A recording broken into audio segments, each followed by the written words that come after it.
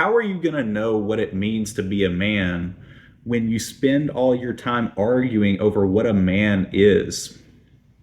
You see, I don't think it's an accident that we are arguing over these issues that are meaningless, that don't have any real meaning. You're sitting here and you're arguing with people over whether or not a woman has a penis, and it's like, duh, a woman doesn't.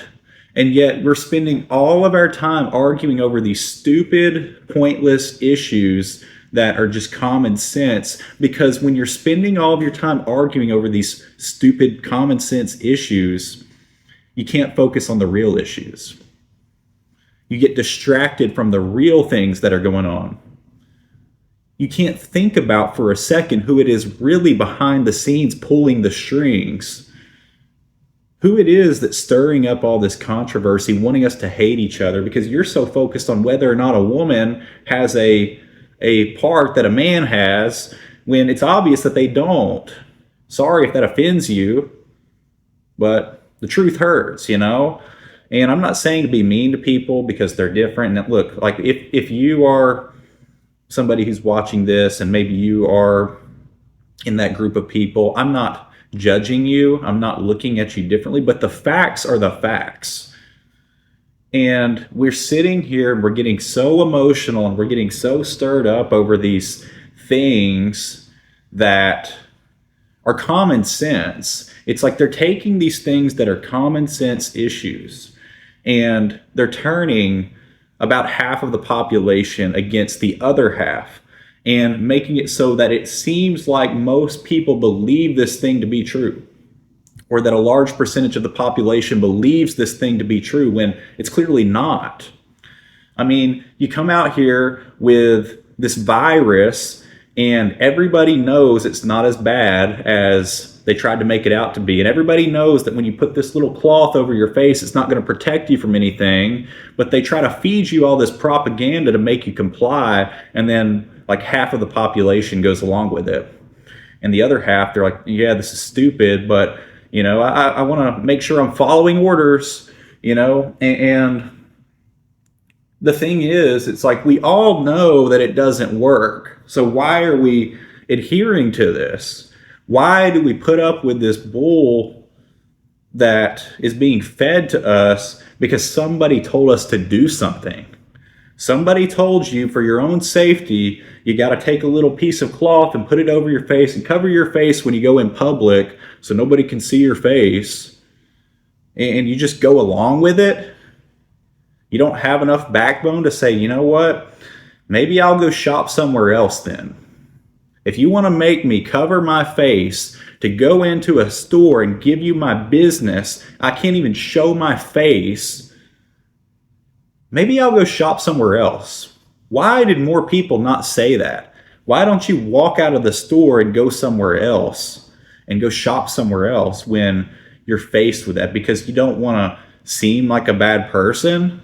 They're trying to make you cover your face and tell you you can't even show what makes you a person while you're in their store giving them your business. See, that's the problem with the world, is that nobody wants to stand up for what's right. If people started standing up for what's right, this world would look a lot different. If people started speaking out and actually speaking their mind about issues, this world would look like a much different place. But everybody's scared to say what they really think because they don't want to offend somebody. They don't want some bot on the internet commenting, telling them how they're some anti-Semite or something. You know, making up some name for you. I mean, I saw a kid today, this is the next thing they're using to try to turn everybody against each other. Some kid decided he didn't want to work somewhere because of the religious views or whatever of the owner of the company, I guess, didn't align with what he believed. And so now they're blasting this kid all over social media because he turned down a job. And he said he didn't like the religious views. Okay, what gave you the right to think that he has to work there?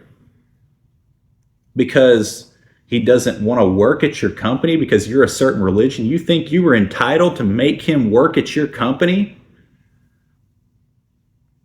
and you want to portray this kid as if he's some bad guy and try to ruin his whole life because he turns down a job.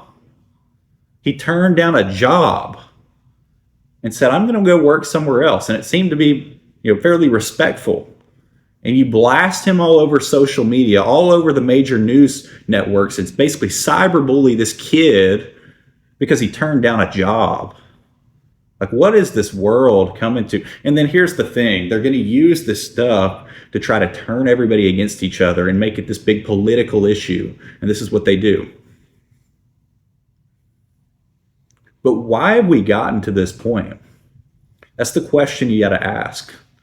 I can't even turn down a job because something in that company doesn't align with what I believe. That'd be like me saying, okay, let's say, for example, I applied for a job at a company and the owner of the company had done something that I don't like. Maybe morally, I just don't like that person. Or I don't like their personality, or I don't like something that they stand for. I have every right to not work at a company.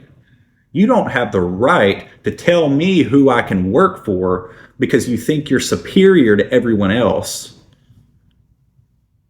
I'm not talking about anyone specific, but if the shoe fits, then the shoe fits. If you think this is about you,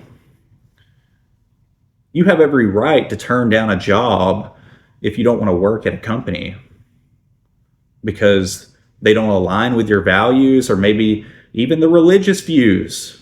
If somebody has a religion you don't support, do you really want to spend your whole life going to a company that believes in things that you don't believe in? You know the impact that can have on you just being around that?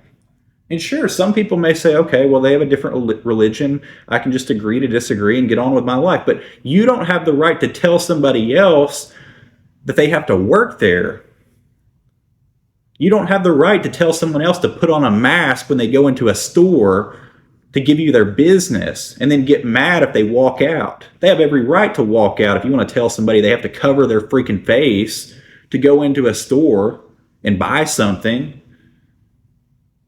Like, we're just getting to this point where everybody wants to just appease everybody. Nobody wants to offend anybody because they don't want to say the things that are true. And so because we all don't want to say what we're thinking, we live in this bubble where everybody's afraid to speak their mind.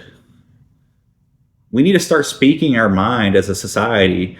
And if I see something stupid, I'm going to say it's stupid. And I've been that way for years. Even back in high school, when they would tell me to go do stuff that doesn't make any sense, I would say it. I'd say, why am I doing this when it doesn't make any sense? And everybody else would be like, oh, just shut up and do what you're told. But that's the problem. You see, if people started asking more questions and people started to actually think critically about issues, the world would be a much better place. These issues would start to get solved and people would start to take action. That's all I got to say for this, but I'm just a little bit of a rant today. But, honestly, it gets annoying.